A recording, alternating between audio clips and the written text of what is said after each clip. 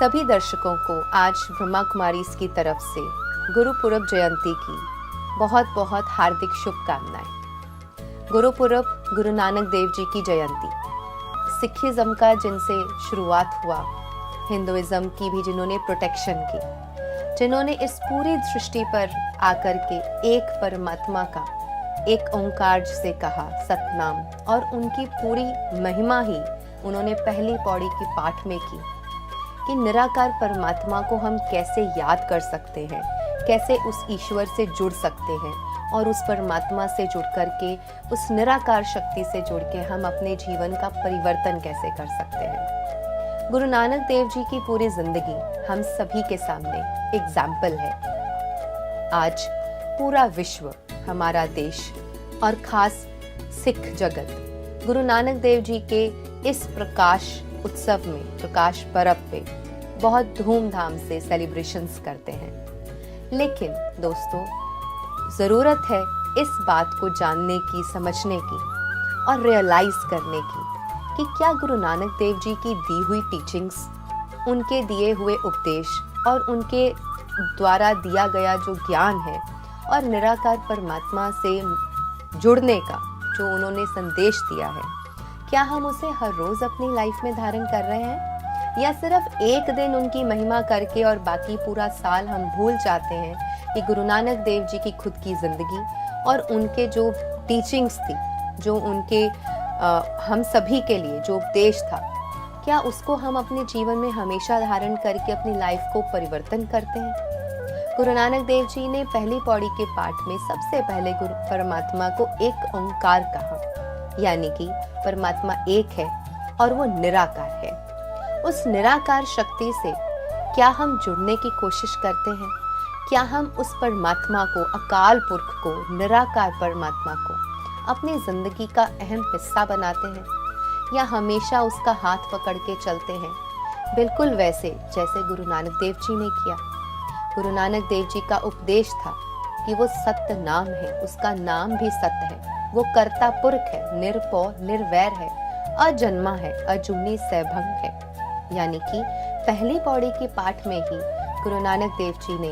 निराकार परमात्मा का पूरा संदेश और उसकी महिमा और उसके एक एक कैरेक्टरिस्टिक को डिफाइन किया है। लेकिन हम शायद हर रोज सिर्फ नाम जपने पर ही ध्यान देते हैं। अगर हमारी जिंदगी में इन सभी उपदेश और इतनी सारी ब्लेसिंग्स और टीचिंग्स से अगर चेंजेस नहीं आ रहे, इसका मतलब है कि हम प्रैक्टिकली इम्प्लीमेंटेशन ना करके हम सिर्फ पढ़ने पर ध्यान दे रहे हैं। अध्यात्म और जितनी भी टीचिंग्स हैं गुरु पीर पैगंबरों की, ऋषि मुनियों की, वो सभी हमें ये सिखाती हैं कि इन सभी का यूज़ करके हम अपने जीवन में इसको प्रैक्टिकली धारण करके इससे हम अपने लाइफ का भी परिवर्तन करें और स्व परिवर्तन से विश्व परिवर्तन करें। ब्रह्मा कुमारीज का जो मोटो है, स्व परिवर्तन से विश्व परिवर्तन, वो तभी सिद्ध हो सकता है जब एक एक व्यक्ति, एक एक जन जन अपना स्व परिवर्तन पहले करें। क्योंकि हम जब खुद को चेंज करते हैं तभी हम अपने आसपास की दुनिया को और समाज को चेंज कर सकते हैं। जी हाँ, अगर हर एक व्यक्ति सिर्फ अपनी ही रिस्पॉन्सिबिलिटी ले ले कि मुझे स्वयं के अपने कर्मास, अपने एक्शन, अपनी सोच, अपने हर एक स्वभाव और बिहेवियर का परिवर्तन करना है और मेरे आचरण से, मेरे व्यवहार से या मेरे कर्म से कभी भी किसी दूसरे को दुख, तकलीफ, हर्ट ना मिले, अगर ऐसा आचरण और व्यवहार हमारा हो जाए तो दोस्तों, हम सभी का घर, हम सभी का समाज, हम सभी की ये दुनिया, ये संसार स्वर्ग जैसा बच जाएगा। कहते हैं ना कि भारत सोने की चिड़िया थी, तो भारत को फिर से सोने की चिड़िया बनाने का जो लक्ष्य है वो हम सभी का होना चाहिए। अगर हम अपने घर को स्वर्ग बनाना चाहते हैं तो उसके लिए तैयारी भी हमें ही करनी पड़ेगी। ऐसा नहीं है कि बाहर से कोई आकर के उसे स्वर्ग बना देगा। जो 4 लोग, 5 लोग, 6 लोग एक घर में रहते हैं, उन्हीं के व्यवहार से, उन्हीं के आचरण से, उन्हीं के वार्तालाप से और उन्हीं के एटीट्यूड और फीलिंग्स और इमोशन से वो घर मंदिर जैसा भी बन सकता है, और कला कलेश होता रहे तो वो नर्क जैसा हो सकता है। तो आइए आज गुरु नानक देव जी की जयंती पर, गुरु पुरब के इस महान प्रकाश उत्सव पर हम सभी गुरु नानक देव जी की टीचिंग्स को भी याद करते हुए निराकार परमात्मा से जुड़ें, उन्हें अपने जीवन का अहम हिस्सा बनाएं,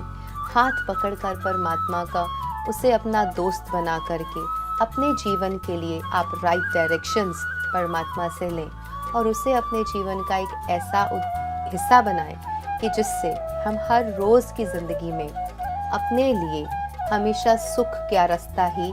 पिरोते चले जाएं। अगर हम देखेंगे कि इस तरीके से करते हैं तो हमारे परिवार के जितने भी मेंबर्स हैं, हमारे परिवार में जितने भी लोग हैं, वो सभी भी धीरे धीरे, अगर किसी में कोई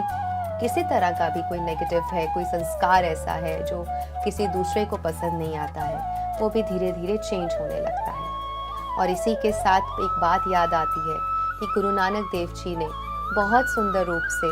एक नारी का ऐसा वर्णन किया है गुरु ग्रंथ साहब में कि उन्होंने कहा कि सो क्यों मंदा आखिए जित जमे राजान। उन्होंने पूरा श्लोक इस महिमा में गा दिया कि सिर्फ परमात्मा ही है जो एक नारी से जन्म नहीं लेते, उसके अलावा ये पूरा संसार एक नारी की उपज है। तो जब ये सारा संसार ही उससे पैदा हुआ है तो उसकी रिस्पेक्ट करना, उसका रिगार्ड रखना, उसकी इज्जत करना हम सभी का स्वधर्म बन जाता है। तो गुरु नानक देव जी की टीचिंग्स को आइए हम अपने जीवन का उद्देश्य बनाएं, उसे प्रैक्टिकली अपने जीवन में धारण करके उन्हें हम ग्रैटिट्यूड, उनका रिस्पेक्ट और रिगार्ड उन्हें पे करें,